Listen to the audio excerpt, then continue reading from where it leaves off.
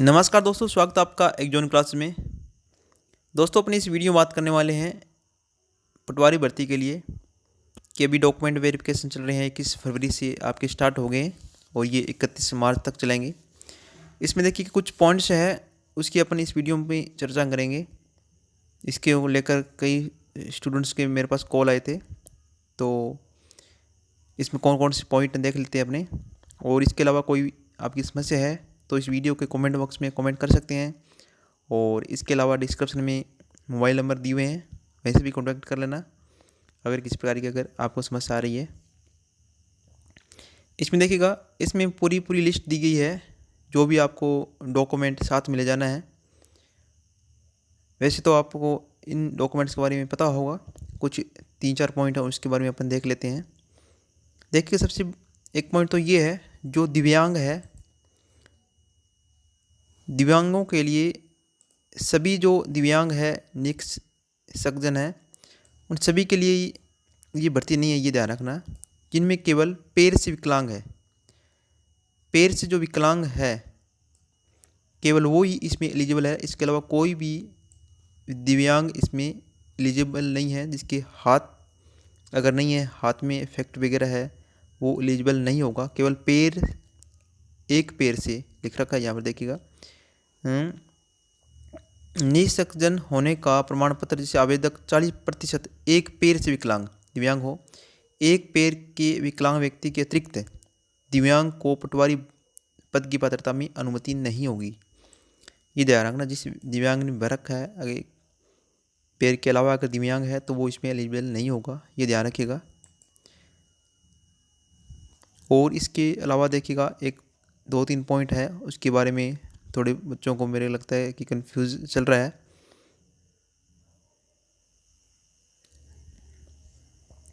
एक इसमें देखिएगा 14 नंबर पॉइंट है। इस 14 नंबर पॉइंट के अंदर देखिएगा, अभ्यर्थी के नाम, उपनाम, विवाह संबंधी तथा धूम्रपान एवं गुटखा सेवन न करने के संबंध में वचनबद्धता, यानी कि जो स्टाम्प लिखना होता है 50 रुपये के ऊपर लिखा जाता है, ये कि आपको जिला आवंटन होने पर संबंधित जिला कलेक्टरों के माध्यम से किया जाएगा। यानी कि ये अभी नहीं ले जाना है, जो गुटखा वगैरह का या अविवाहित का जो शपथ पत्र होता है, अभी आपको नहीं ले जाना है। जब आपको जिला आवंटित हो जाएगा, उसके द्वारा कलेक्टरों के माध्यम से ये किया जाएगा। यानी कि आपके डॉक्यूमेंट वेरिफिकेशन वहाँ भी करवाई जा सकती है। दोबारा जब डॉक्यूमेंट वेरिफिकेशन होंगी वहाँ पर जिला स्तर पर आपके, वहाँ पर ये आपसे मांगा जाएगा। क्योंकि पहले ये ऐसा हुआ करता, कर्मचारी चयन बोर्ड खुद ही ये डॉक्यूमेंट वेरिफिकेशन किया करते थे। परंतु अब की बार क्या हो रहा है, राजस्व विभाग है, राजस्व मंडल है अजमेर, उसकी तरफ से ये डॉक्यूमेंट वेरिफिकेशन हो रहा है, तो उसकी वजह से थोड़ी समस्या आ रही है। ये अभी ये नहीं ले रहे डॉक्यूमेंट सभी के सभी, ये आपको जिला आवंटित होने के बाद बनवाना होगा। अगर बनवाई लिया है तो कोई दिक्कत वाली बात नहीं है, उसको रख लीजिए आप। और अगर साथ में ले जाना चाहते हो ले जाइए, क्योंकि आपसे वहाँ पर नहीं मांगा जाएगा। ये आप जिला आवंटित होने के बाद ही आप वहाँ से जब ज्वाइनिंग की टाइम आपसे ये मांगा जाएगा। इसके अलावा देखिएगा, तो एमबीसी का या ईडब्ल्यूएस का जो प्रमाण पत्र है आपने करंट में जो बनाया है वो आपको लागू होगा। देखिएगा, एक समस्या बालकों का आ रही है, बहुत से देखिए राजस्थान के अंदर ओबीसी वर्ग के हैं, उन्होंने भी ईडब्ल्यूएस बना रखा है। परंतु कई जातियाँ ऐसी है राजस्थान के अंदर जो सेंटर के अंदर जनरल में आती है। वो सेंटर के अंदर जो ईडब्ल्यूएस बनाया गया है, जो ओबीसी वर्ग के है राजस्थान के अंदर, वो सेंटर में लागू होगा। केवल राजस्थान के अंदर वही व्यक्ति एलिजिबल होगा ईडब्ल्यूएस के अंदर जो जनरल के अंदर यहाँ आ रहा है, जो आर्थिक रूप से कमज़ोर है, केवल वही लागू होगा। और इनके अलावा कोई भी अभ्यर्थी अगर ईडब्ल्यूएस बना रखा है, ओबीसी वर्ग के अंदर राजस्थान के अंदर आ रहा है, परंतु सेंटर के अंदर जनरल में आ रहा है, तो वो लागू नहीं होगा, ये ध्यान रखिएगा। और ईडब्ल्यूएस जो नया बनाया अभी, क्योंकि इसकी थोड़ी अवधि है और उसके आधार पर लागू होगा, शायद तक 6 महीने साल तक होती है इसकी अवधि, वो इसमें आपको जाना होगा। और इसके अलावा देखिएगा, एक 16 नंबर पॉइंट में आप देखिएगा, 16 नंबर में पॉइंट में लिख रखा है कि अन्य पिछड़ा वर्ग ओबीसी वर्ग के लिए जो जाति प्रमाण पत्र होता है उसकी जो अवधि है, अगर आपके पास डिजिटल है, हस्ताक्षर वाला प्रमाण पत्र है, तो 3 वर्ष के लिए अवधि उसकी है। और हस्तलिखित है, उसकी अवधि 1 वर्ष के लिए माना होगी। अगर 1 वर्ष से ज़्यादा हो चुका है उसको, तो आपको लिए वो बेकार है, तो आपको नया बनाना होगा। अगर डिजिटल है, मान लीजिए अब 2022 चल रहा है, अगर 2019 के बना हुआ है आपका तो वो आपका चल जाएगा। अब तक 3 वर्ष पूरे अगर उसको कंप्लीट नहीं हुए तो आपको नया बनाने की इसमें ज़रूरत नहीं है, पुराना वाला भी इसमें चल जाएगा। अगर नया बना भी लिया है तो कोई दिक्कत वाली बात नहीं है, आप नया वाला लगा सकते हैं। एक इसके अंदर देखिएगा आय प्रमाण पत्र, अन्य पिछड़ा वर्ग का प्रमाण पत्र पिता की आय के आधार पर।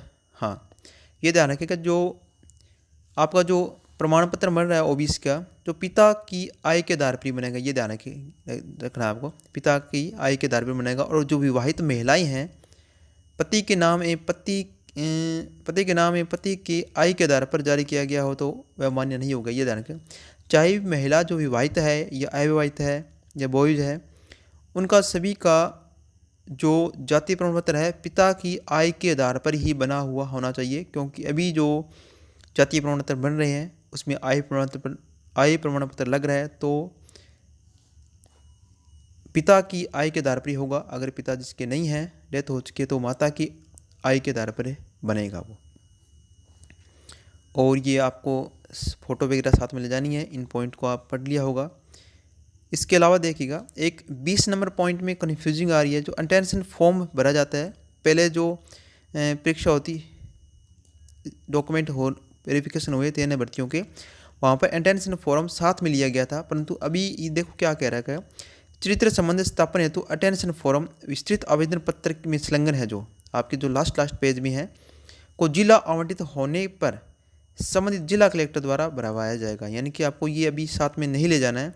अगर आपने इसको भर भी लिया है, अगर कंप्लीट करवा लिया है तो कोई दिक्कत वाली बात नहीं है, साथ में ले जा सकते हो, परंतु वहाँ पर ये आपसे जमा नहीं करवाना, ध्यान रखना, क्योंकि वो जमा करेंगे जो आप पर लागू हो रहे हैं। ये आपको जब आपका जिला आवंटित हो जाएगा उसके बाद आपको ये जिला स्तर पर जमा कराने होंगे, फिर आपकी पुलिस वेरिफिकेशन आपकी करेगी। अभी ये जमा नहीं करवाना अटेंडेंस फॉर्म, ये ध्यान रखिएगा। मैंने पहले वीडियो बनाई थी उसमें थोड़ा बता दिया था कि अटेंडेंस फॉर्म लगेगा, परंतु अभी नहीं करवाना है। एक देखिएगा, जिस सभी वर्ग के जो अभ्यर्थी है जिनकी जो वार्षिक आय 2.5 लाख से कम रही है, और ऐसे अभ्यर्थी वार्षिक आय 2.5 लाख रुपये से कम होने का सक्षम प्रमाण पत्र, आय प्रमाण पत्र आपको ये बनवाना होगा। जो आय प्रमाण पत्र महिलाएँ हैं, विवाहित महिलाएँ हैं या पुरुष वगैरह हैं या अविवाहित महिलाएँ हैं, वो सभी के सभी अपनी पिता की आय के आधार पर ही आय प्रमाण पत्र बनाना होगा, ये ध्यान रखिएगा आप। पति के आधार पर अगर आय प्रमाण पत्र बना लिया वो लागू नहीं होगा, आपका फॉर्म रिजेक्ट कर दिया जाएगा, वो रिजेक्ट हो जाएगा। इसके अलावा देखिए कोरोना की गाइडलाइन वगैरह है ही है, ये 72 घंटे पूर्व ले जाना है। अगर एक स्टूडेंट्स का फ़ोन आएगा तो उनको कोरोना हो चुका है तो या जिसको कोरोना है तो वहाँ पर एप्लीकेशन के माध्यम से आप इसको भिजा सकते हो वहाँ पर किसी के हाथ, ताकि आपका आगे नई डेट आपको मिल जाए डॉक्यूमेंट वेरिफिकेशन के लिए। तो ये मुख्य पॉइंट थे इसमें, और इसके अलावा तो इसमें नहीं है, वही पॉइंट है मेन।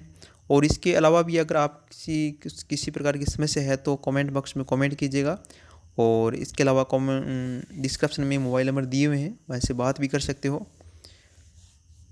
तो सभी भाई बहनों को बेस्ट ऑफ लक, जिनका डॉक्यूमेंट वेरिफिकेशन हो रहा है, भगवान करे आप जल्दी जॉब लगे पटवारी की। और तो धन्यवाद दोस्तों।